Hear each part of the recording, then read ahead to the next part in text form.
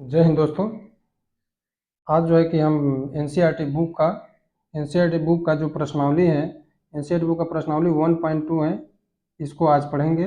जिसमें पूछ रहा है कि निम्नलिखित संख्याओं को अभाज्य गुणनफल के रूप में व्यक्त कीजिए। तो सबसे पहले दोस्तों हमें इसके पहले ये जानना जरूरी है कि जो भी संख्या जैसे 140 है, 156 है, 3825 है, 5005 है, 7429 है, अगर इसको अभाज्य गुणनफल निकालेंगे तो एक किस संख्या से विभक्त होगी? 2 से विभक्त होगी कि 3 से विभक्त होगी कि 4 से होगी कि 5 से होगी कि 8 से होगी कि 9 से होगी? इन सभी को सबसे पहले जान लेना बहुत ज़रूरी है। तो आइए सबसे पहले जानते हैं 2 से विभक्त होने का नियम। 2 से विभक्त होने का नियम दोस्त होता है, 2 से विभक्त होने का नियम होता है जिस संख्या का इकाई अंक 2 से विभक्त होने का नियम 2 से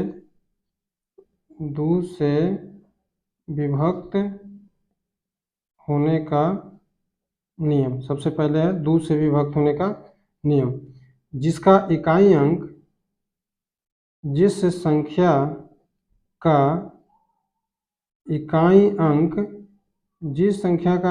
अंक 0, 2, 4, 6 तथा 8 हो, वह संख्या 2 से विभक्त होगी। 2 से विभक्त होगी। जैसे दोस्तों, जैसे जिस संख्या का इकाई अंक जैसे 400 हो गया, 402 हो गया, 404 हो गया, 406 हो गया, 408 हो गया, ये संख्या जो है कि 2 से विभक्त होगी। आइए अब दूसरा जानते हैं। आइए अब दूसरा नंबर है, दूसरा है 3 से विभक्त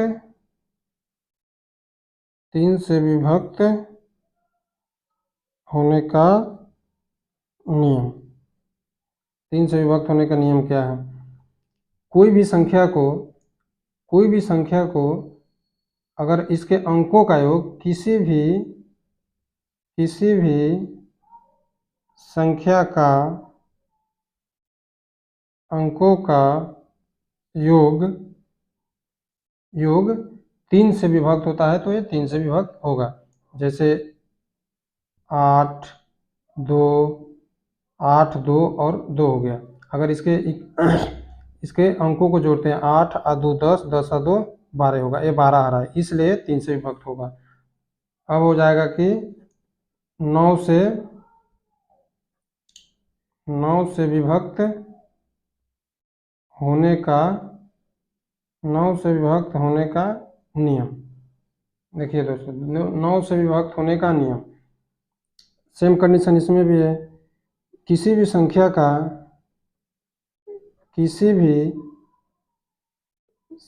का अंकों का योग अगर 9 से अगर विभक्त होता है तो वह संख्या भी 9 से विभक्त होगी। जैसे 8 और 2 हो गया, 8 और 8 16, 16 2 18 हो गया। चूंकि 18 जो है कि 9 से विभक्त हो रहा है, इसलिए यह संख्या 9 से विभक्त होगी। उसके बाद है दोस्तों 5 से विभक्त होने का नियम। 5 से विभक्त होने का नियम। 5 से विभक्त होने का नियम, किसी भी संख्या का इकाई अंक 0 अथवा 5 हो, वह संख्या 5 से विभक्त होती है। अब देखिए दोस्तों, 4 से विभक्त होने का नियम क्या है? 4 से विभक्त होने का नियम है कि किसी भी संख्या का इकाई व 10 अंक अगर 4 से विभक्त होता है तो वो 4 से विभक्त हो जाएगा। अब देखिए 8 से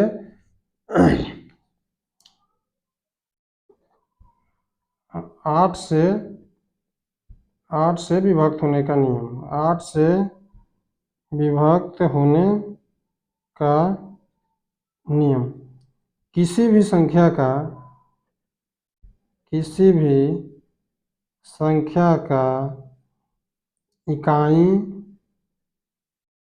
इकाई अंक, दहाई अंक तथा सैकड़ा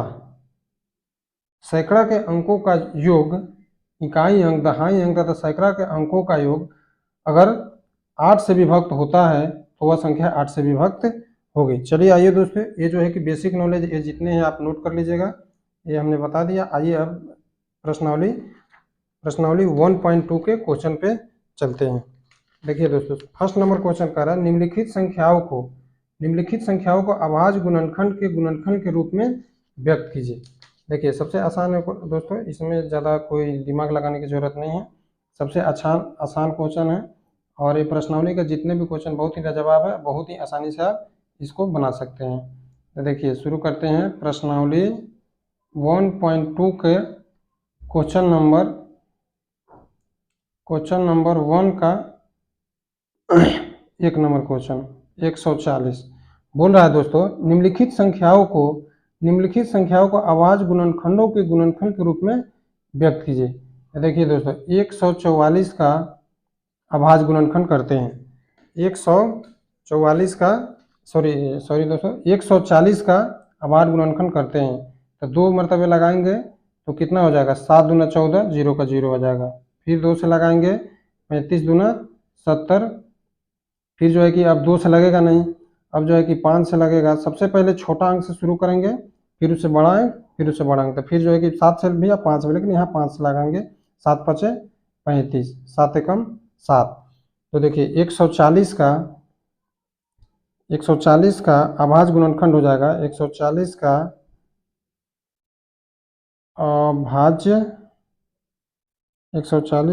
अभाज्य गुणनखंड कितना होगा, 140 बराबर 2 गुने 2 गुने 5 गुने 7 गुने 1, ये आंसर हो गया। दूसरा नंबर कह रहा है 156 का अभाज्य गुणनखंड। ये देखिए हल 156 का अभाज्य गुणनखंड निकालेंगे, अभाज्य गुणनखंड। देखिए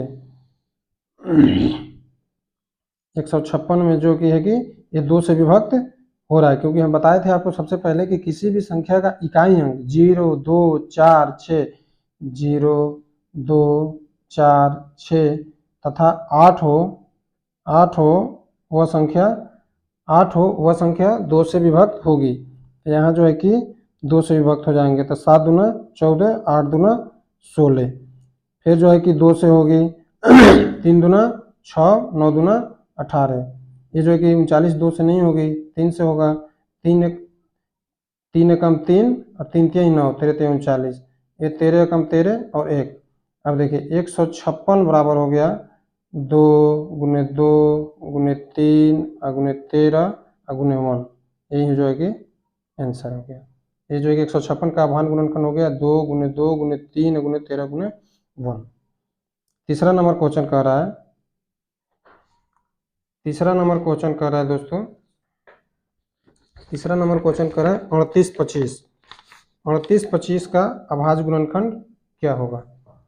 तीसरा नंबर क्वेश्चन कह रहा है 38 और 25 का अभाज्य गुणनखंड निकालें, अभाज्य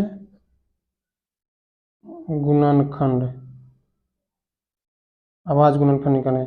देखिए 38 25, ये जो है कि इसका बताए थे शुरू में, किसी भी संख्या का इकाई अंक में अगर 0 अथवा 5 हो तो वो संख्या जो है कि 5 से विभक्त होती है। और भी क्राइटेरिया देखते हैं, 3 से विभक्त होने का नियम क्या बताया था दोस्तों, 3 से विभक्त होने का नियम बताए थे कि इसके अंकों का योग जोड़ने पर, अगर 3 से विभक्त होता है तो 3 से विभक्त, इसके अंकों का योग जोड़िए 8 3 11 11 2 11 2 13, 13 5 18, 18 आ रहा है, ये 3 से विभक्त है, 9 से विभक्त है, 5 से विभक्त है। तो इसमें सबसे छोटा क्या है, 3 है, तो 3 से लगाते हैं। 3 एकम 3, 2 तिहाई 6 2 तिहाई 6 और 7 त्रिका 21 और 5 तिहाई 15 हो जाएगा।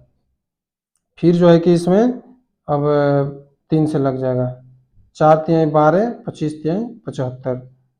अब जो है कि इसमें 5 से लगेगा, 5 से लगेगा तो 8 5 40, 8 5 40 और 5 25। फिर जो है कि 5 से लग जाएगा, 17 5 85, 17 एकम 17। अब जो है कि दोस्तों इसका अभाज्य 3825 का अभाज्य गुणनखंड हो गया, 3825 का अभाज्य गुणनखंड हो जाएगा 3 अगुने 3 अगुने 5 अगुने 5 अगुने 17। ये जो है कि आंसर हो गया। देखिए दोस्तों 3 नंबर क्वेश्चन हो गया। अब देखिए 4 नंबर क्वेश्चन। 4 नंबर क्वेश्चन क्या कर रहे हैं दोस्तों, 4 नंबर क्वेश्चन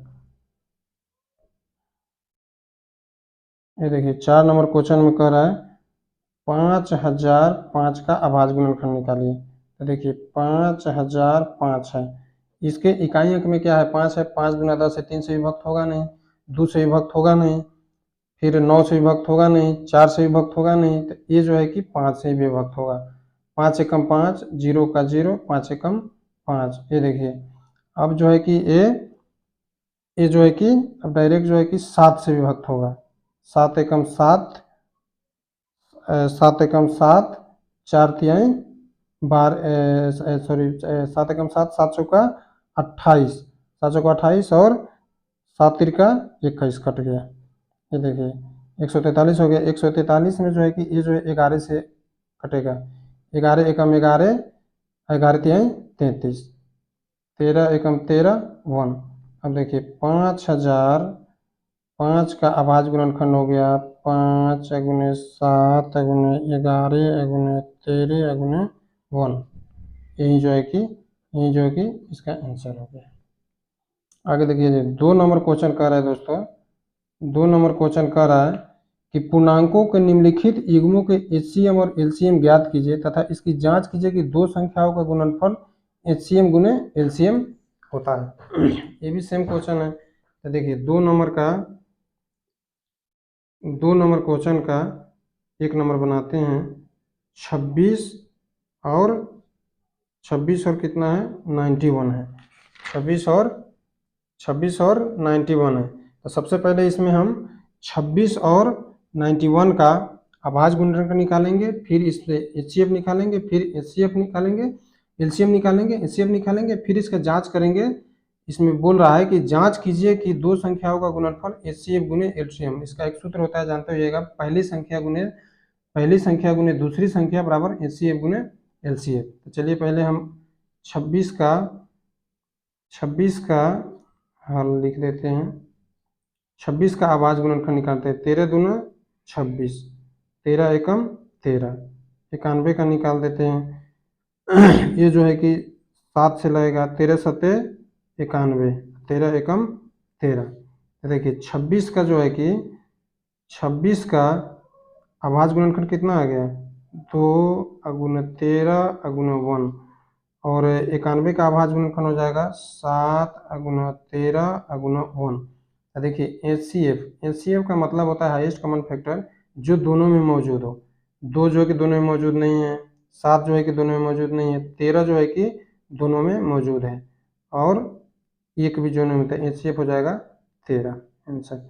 एलसीएम देखिए, एलसीएम हो जाएगा जो दोनों में, एक तो एचसीएफ ले लेंगे जो 13 था दोनों में जो मौजूद, उसके बाद जो बच रहा है सारे को ले लेंगे, गुने 2 गुने 7, एक ही दोनों में जो है कि एक ही बार लेंगे। तो 13 दूना 26 अगुने 7, 7 छक 42, हाथ में 4, 7 दूना 14, 14 4 हो गया 18। ये जो है कि आंसर हो गया। एलसीएम और एचसीएम निकल गया। अब जांच करना है, इसमें जांच करना है। तब हम जानते हैं कि पहली संख्या गुने दूसरी संख्या बराबर LCM गुने HCF। पहली संख्या HCF गुने LCM। तो देखिए पहली संख्या क्या है 26 गुने 91 और HCF कितना है LCM कितना है 182 गुने 13। देखिए दोस्तों इसको जो है कि गुना करेंगे 26 और 91 को गुना करेंगे तो 23 और 66 आ जाएगा। 182 में 13 से गुना करेंगे तो ये भी 23 और 66 आ जाएगा। तो देखिए पहली संख्या गुने दूसरी संख्या का गुना LCM HCF का गुना ये बराबर आ जाएगा, इसलिए आंसर हो जाएगा। अब इसी में दूसरा देखिए, दूसरा क्वेश्चन 1 नंबर का 2 नंबर का दूसरा क्वेश्चन। इसका दूसरा क्वेश्चन क्या कहता है 510 गुने 510 और 92 का सेम कंडीशन कीजिए और उसका जांच कीजिए। तो देखिए दूसरा क्वेश्चन में कह रहा है 510 और 92। 510 का लेंगे तो सबसे पहले 5 से ही लगा देते हैं। तो 5 से कम 5, अब 5 दूना 10। अब 2 से लगा देते हैं 51 दूना 102। 3 से लगा देते हैं 17 तिया 51 और 17 एकम 17। अब 92 का ले लेते हैं। 92 का ले लेंगे तो 2 से ही ले लेते हैं 46। फिर 2 से ले लेते हैं 23। फिर जो है कि 23 एकम 23। तो देखिए 510 का अभाज्य गुणनखंड आ गया 5 गुने 2, 5 गुने 2 गुने 3 गुने 17 गुने 1। 92 का अभाज्य गुणनखंड आ गया 2 गुने 2 गुने 23 गुने 1। इसका जो है कि HCF निकालते हैं। देखिए दोस्तों दोनों में मौजूद कौन है, एक जो है कि 2 मौजूद है, 2 इसमें भी है, 2 इसमें 2 है, इसमें 1 2 ले लेंगे। 23 इसमें मौजूद नहीं है, 3 भी नहीं है, 17 भी नहीं है, लेकिन 1 मौजूद है। HCF कितना हो गया इसका 2। अब LCM जो है कि अगर एक ही बार लेंगे, इसमें 1 2 है, इसमें भी 2 है, तो एक ही 2 लेंगे। एक ही 2 लेंगे तो कितना हो जाएगा 2 और 2 और 2 2 और उसके अलावा एक और 2 बच रहा है 2 गुने 23 गुने 5 गुने 3 गुने 17। इसका LCM इतना हो गया। इसको जो है कि गुना करेंगे, इसको जो है कि LCM को गुना करेंगे तो देखिए 2 दूने 4, 4 पचे 23 दूना 46 और 46 दूना 92 आ जाएगा। अब 5 3 15 आए 17 हो जाएगा। इसको दोस्तों आप लोग जब गुना कीजिएगा तो आएगा 23,460। ये हो जाएगा। HCF इसका 2 निकल गया और LCM इसका 23,460 हो गया। अब चलिए जांच करते हैं।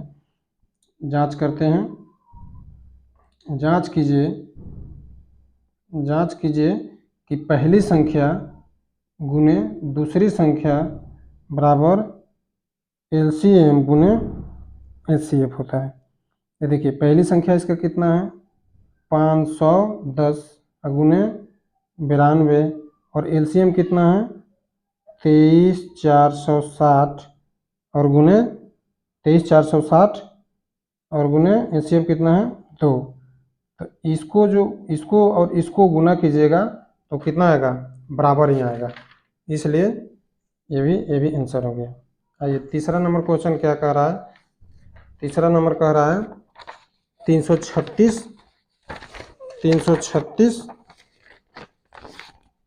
तीसरा नंबर क्वेश्चन कह रहा है कि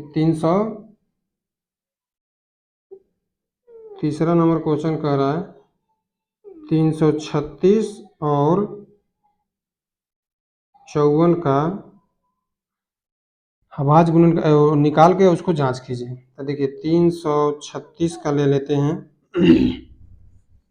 336 का पहले अभाज्य गुणनखंड निकालते हैं। 2 से लग जाएगा 2 एकम 2, 6 दूना 12 और 2 एकम 2 एकम 2 हो जाएगा, तो 6 दूना 12 हो जाएगा। 12 तो कितना हो जाएगा, 2 336, तो 12 तिहाई 36, 1 2 तिहाई 6, 3 से लगाना, सॉरी दोस्तों 3 से लगाना है। 3 एकम 3, 3 एकम 3 और 2 तिहाई 6। अब आइए, अब जो है कि 2 से लगा देते हैं। 2 से लगाएंगे तो 50 दूना 6, 6 दूना 12, 56 हो जाएगा। फिर 2 से लगा देते हैं, 28 दूना 56 हो जाएगा। फिर 2 से लगाते हैं, 14 दूना 28 हो जाएगा। फिर 2 से लगाते हैं, 7 दूना 14 हो जाएगा। फिर 7 एकम 7। अब देखिए दोस्तों 54 को बनाते हैं। 54 का 2, 27 दूना 54। अब 2 से लगेगा नहीं, 3 से लगेगा, 9 तिरका 27, 3 तिहाई 9 और 3 एकम 3। ये हो गया दोस्तों। अब इसका जो है देखिए 336 का अभाज्य गुणनफल कितना हो जाएगा, 3 अगुने 2 के पावर 4 अगुने 7 अगुने 1। अब देखिए 54 का अभाज्य गुणनफल, 54 का हो जाएगा 2 अगुने 3 के पावर 4 अगुने 1। तो देखिए HCF इसका कितना हो जाएगा, HCF बराबर हो जाएगा, HCF बराबर देखिए 2 है, इसमें भी है 2 इसमें भी है, तो 2 आ जाएगा। 3 इसमें भी है 3 इसमें है, तो 3 हो जाएगा बराबर 1। 3 बराबर 3 दूना 6 गुने 1 बराबर 6 हो जाएगा। ये आंसर हो गया HCF। LCM कितना होगा, LCM इसका हो जाएगा LCM जो पहले तो HCF ले लेंगे।